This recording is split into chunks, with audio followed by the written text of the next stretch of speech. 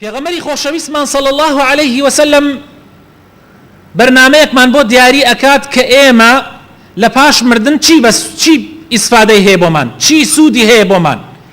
لە حەدیثێکا پێغەمبەری خوا صلی الله عليه وسلم کە حەدیثەکە حەدیثێکی صحیحە، ئەبو هورەیرە ئەیگێڕێتەوە ئەفەرمێ پێغەمبەری خوا فەرمووی إذا مات الإنسان انقطع عمله إلا من ثلاث. ئەگەر ئینسان مرد عملەکانی کۆتایی پێدێ ئیلا لە سێ ڕێگاوە نەبێ.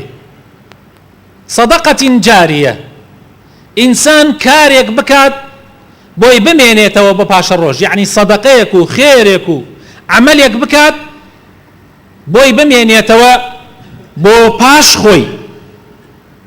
ئەو علم ينتفع به، یان زانستێک زانیاریەک لەم دنیاە بەدەست بێنی و خەڵکیش فێرکەی، ئیتر سلسلە و زنجیرە حەتچەنێ ئەو خەڵکە بەهۆی علمەکەی تۆ فێر بن، ئەجر و پاداشتەکەی بۆ تۆیە ئەگەر لە پاش مردنیش بێ.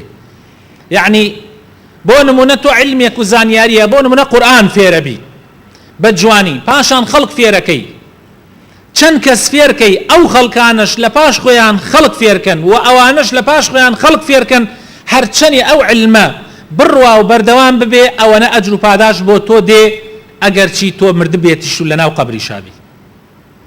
هەروەها پێغەمبەری خوا صلی الله عليه وسلم ئەفەرمێ وەڕۆڵەیەکی ئەو وەلەد صالح يدعو له، ڕۆڵەیەک کوڕ بێ یان کچ بێ لە پاش خۆت بمێنێتەوە دوعای خێرت بۆ بکە.